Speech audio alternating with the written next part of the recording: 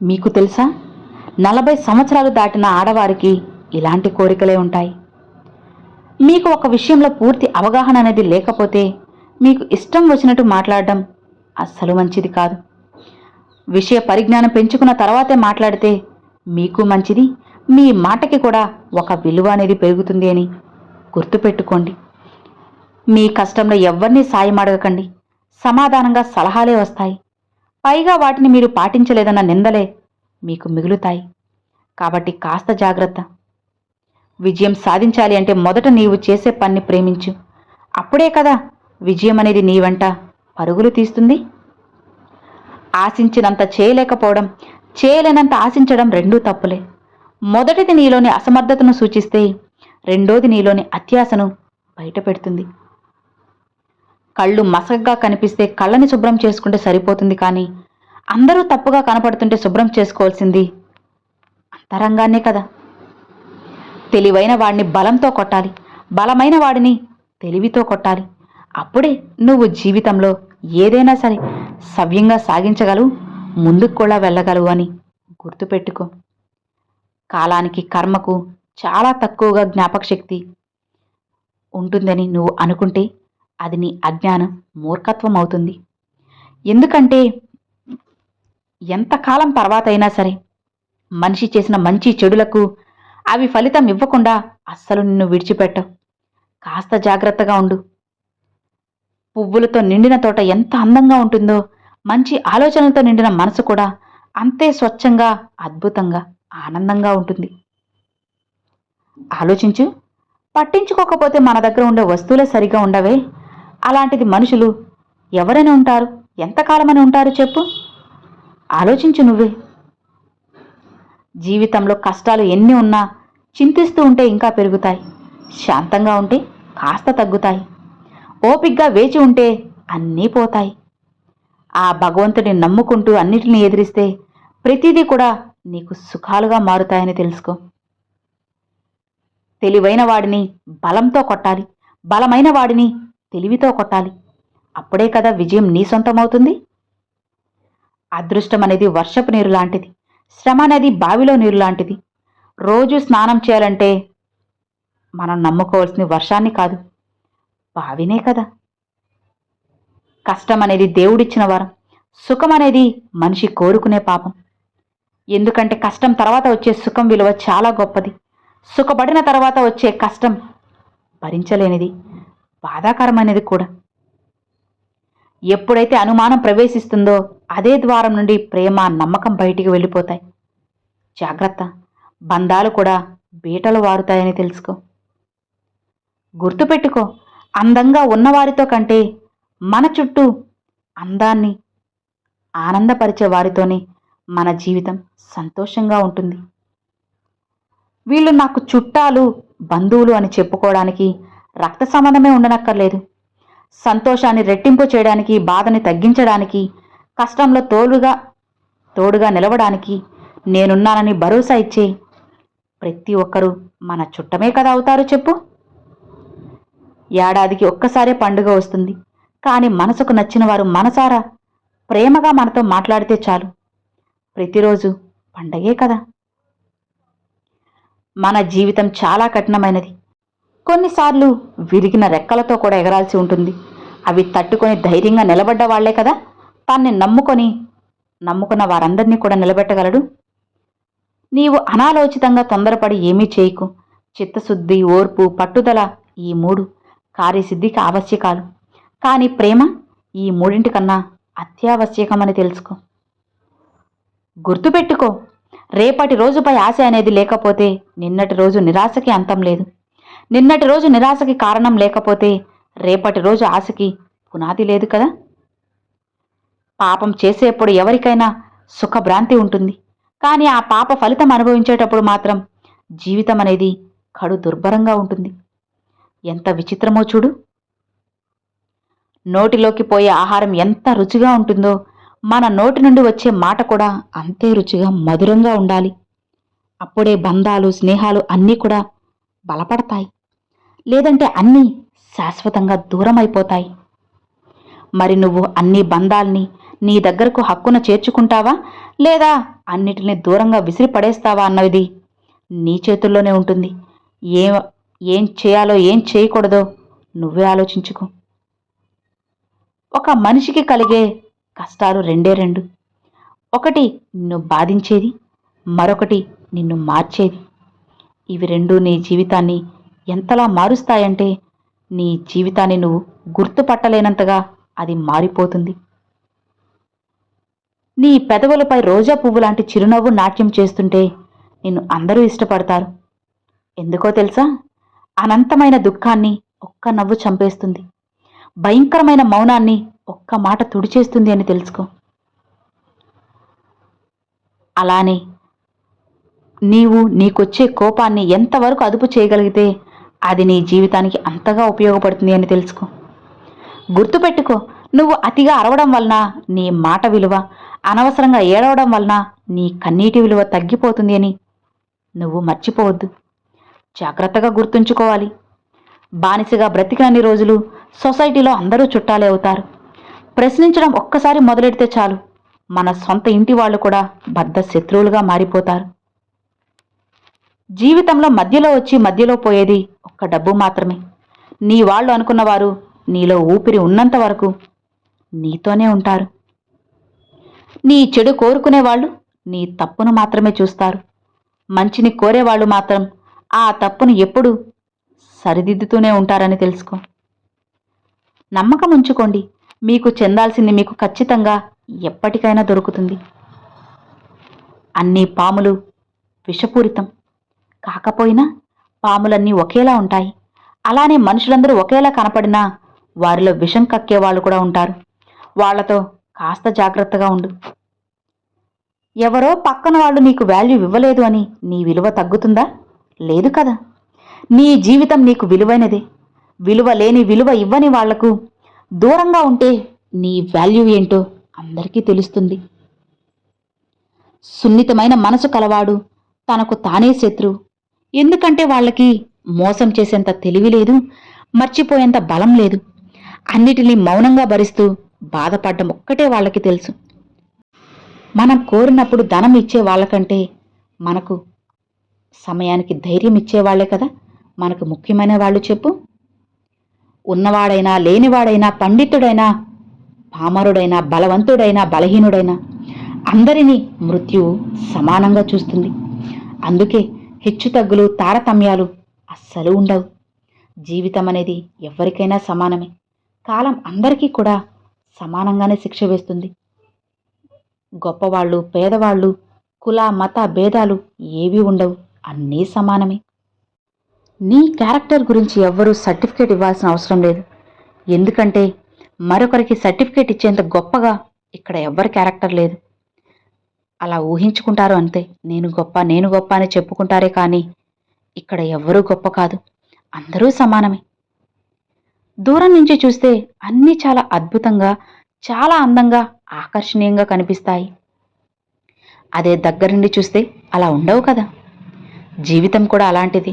అవతలి వారికి ఆనందంగా, అద్భుతంగా కనిపించవచ్చు, కానీ అసలేం జరుగుతుందో ఎదుర్కొనేవాడికే కదా స్పష్టంగా తెలుస్తుంది. అన్నీ అర్థమవుతాయి వాళ్ళకే కదా. నీ ఎదుటి వారికి ఏం తెలుసులే అని అనుకోవడం నీ అమాయకత్వం. అంతా నాకే తెలుసు, నీకేం రాదు అని అనుకోవడం నీ మూర్ఖత్వం అవుతుంది అని గుర్తుపెట్టుకో. ఇప్పుడు నువ్వు ఎంత అందంగా ఉండి ఏం లాభం చెప్పు? నీకు మంచి మనసు లేనప్పుడు. ఎంత డబ్బు ఉండి నీకు ఏం లాభం? మంచి బుద్ధి లేనప్పుడు. ఎంత చదువు ఉండి ఏం లాభం? మంచి సంస్కారం నీకు లేనప్పుడు. ఎంత పదవి ఉండి ఏం లాభం?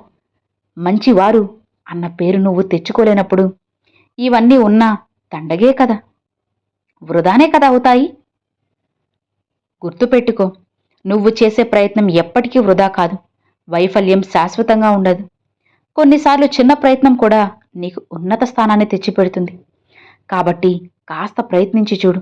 అన్నీ కూడా నీకు విజయాల్ని తెచ్చిపెడతాయి. ఏది కూడా ఎప్పటికీ కూడా నిన్ను విడిచిపెట్టదు. నువ్వు చేసిన మంచైనా చెడైనా ఏదైనా సరే అన్ని కాలం అనేది నీకు తగ్గట్లుగా అన్నిటినీ తెచ్చిపెడుతుంది.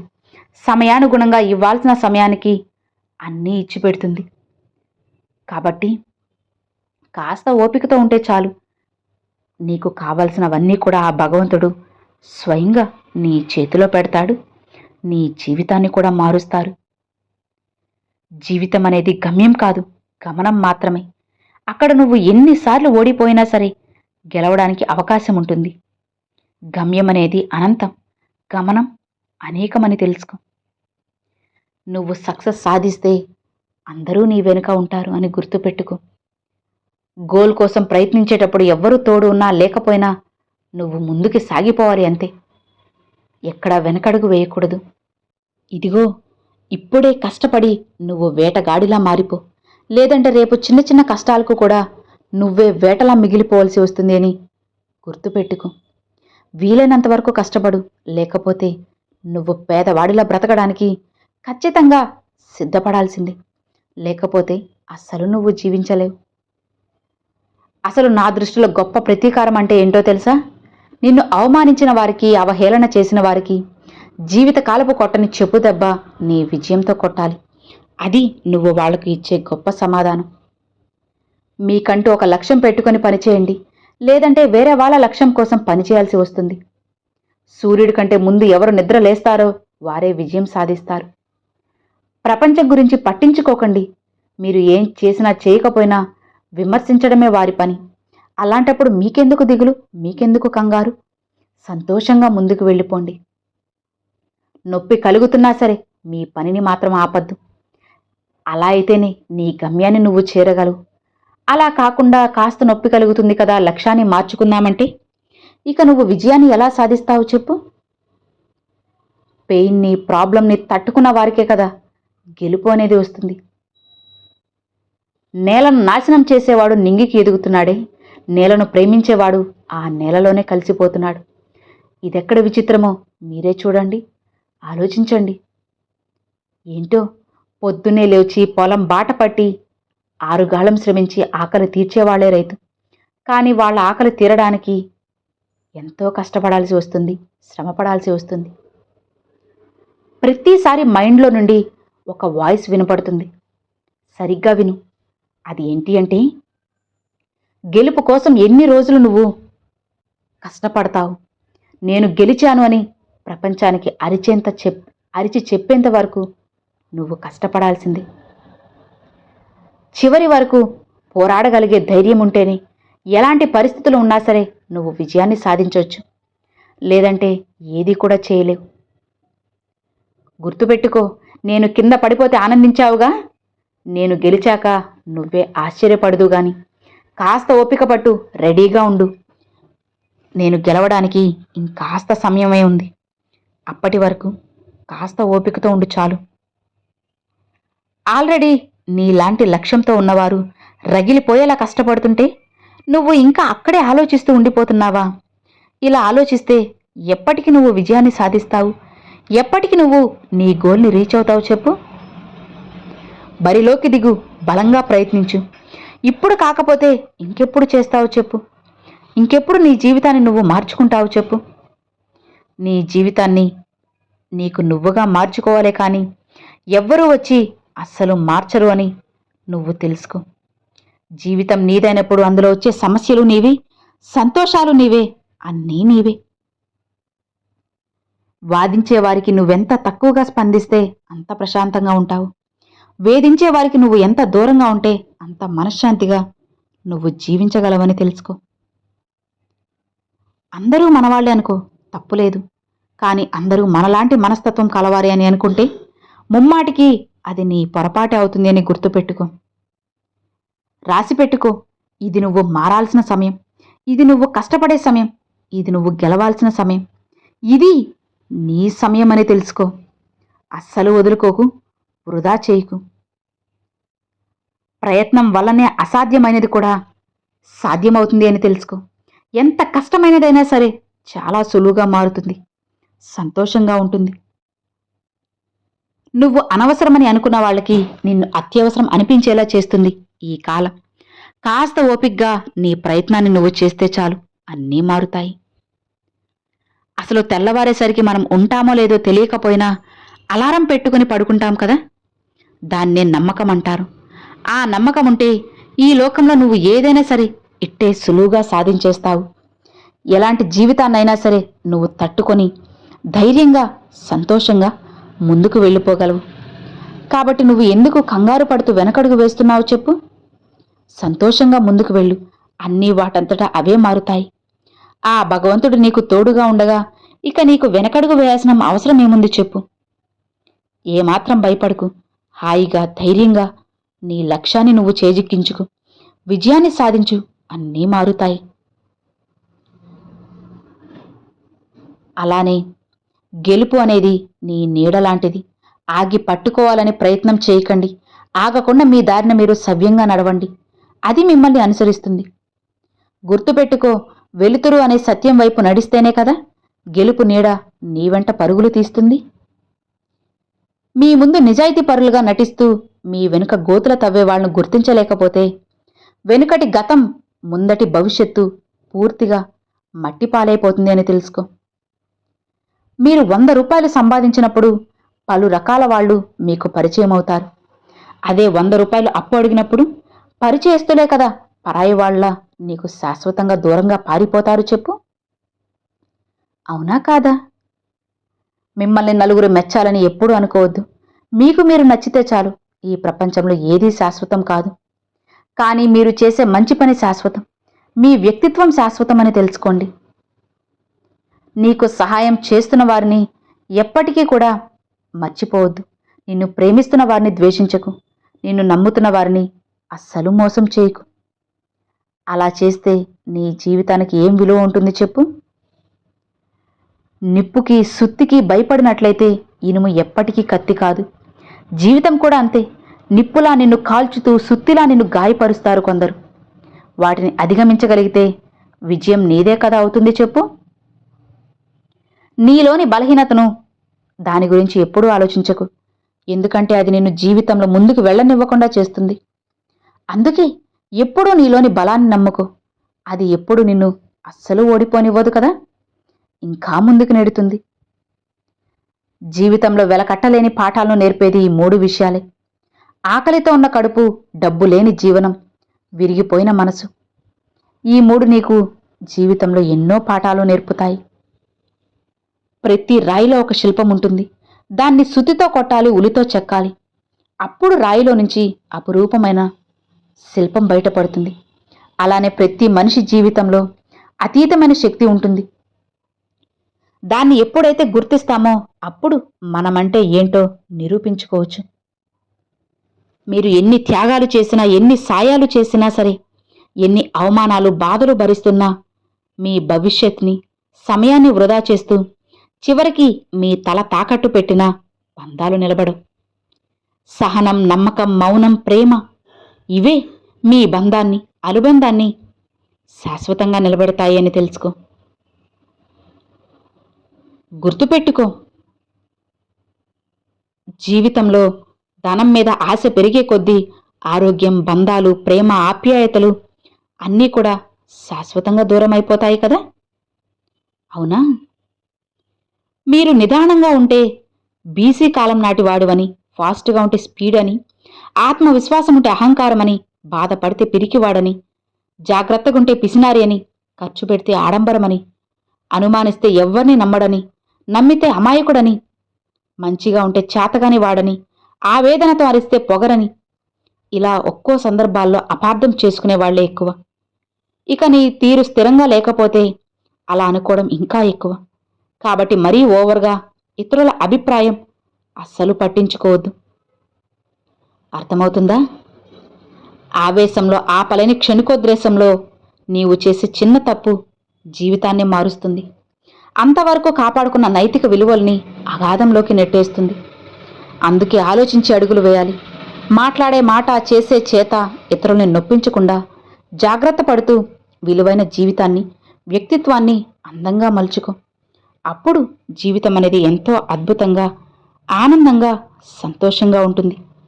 నీకైన జీవితం నీకు రావాలి అంటే కాస్త నువ్వు ఓర్పు, సహనంతో ఉండాల్సిందే.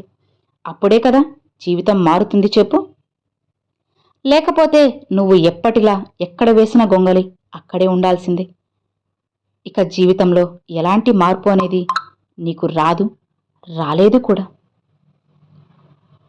గుర్తుపెట్టుకో, నీ గమ్యం స్థిరంగా ఉండాలి. మార్గం ఖచ్చితంగా నిర్ణయించుకోవాలి. నీ ప్రయత్నం రాజీ లేని ధోరణిలో సాగాలి. అప్పుడే విజయం నీ సొంతమవుతుంది. సంకల్పం ముందు వైకల్యం ఎంత, ఆరాటం ముందు పోరాటం ఎంత, దృఢచిత్తం ముందు దురదృష్టమెంత, ఎదురీత ముందు విధిరాత ఎంత చెప్పు? మీకు తెలుసా, 40 ఏళ్లు దాటిన ఆడవాళ్లు ఇలాంటి కోరికలే ఉంటాయి. తమ కుటుంబ ఆదాయం పెంచాలనే కోరికతోనే ఉంటారు, కృషి చేస్తూనే ఉంటారు. ఈ వయసులోని ఆడవారు పిల్లల మీద బాధ్యతతో పాటు భర్తకి కూడా ఎన్నో విషయాల్లో సాయంగా ఉంటారు. కాబట్టి ప్రతి భర్త తన భార్యకు ఏకాంత సమయాన్ని గడిపే అవకాశం ఖచ్చితంగా ఇవ్వాలి. అప్పుడే తన జీవితం బాగుంటుంది, బాగుపడుతుంది. తన కుటుంబం అంతా కూడా సంతోషంగా ఉంటుంది. కుటుంబంలో ఎలాంటి సమస్యలు లేకుండా వాళ్ళ జీవితమంతా హాయిగా సంతోషంగా ఉంటుంది. అసలు ఈ సమాజంలో మనుషులు ఎలా ఉన్నారంటే, మనం ఎదురుగా ఉన్నంతసేపు మీ గురించి మంచిగా మాట్లాడతారు. ఒకవేళ నువ్వు పక్కన లేకపోతే నీపై లేని వాటిని కూడా కల్పించి చెబుతారు. ఇదే కదా నేటి సమాజం చెప్పు. మీ యొక్క లక్ష్యాన్ని చేరుకోవడానికి మీ దారిని మీరే ఏర్పరచుకోవాలి. ఎదుటివారి సాయం కోసం ఆశిస్తే మీకు నిరాశ మిగులుతుంది అని తెలుసుకో. ఇక్కడ మనం మరీ అంత నిజాయితీగా ఉండడం కూడా మంచిది కాదేమో. చెట్లు కొట్టడానికి వెళ్లేవాడు ముందుగా నరికేది నిటారుగా సాఫీ ఉన్న చెట్లనే కాని వంగిన చెట్లను కాదు కదా. ఆలోచించు. నువ్వు ఇప్పుడు ఇక్కడ ఎలా ఉండాలో నువ్వే ఆలోచిస్తే నీకే తెలుస్తుంది. అప్పుడు జీవితం ఖచ్చితంగా మారుతుంది. అర్థం చేసుకుంటే అన్నీ నీ సొంతమవుతాయని తెలుసుకో. అర్థమైంది కదా? Thanks for watching friends.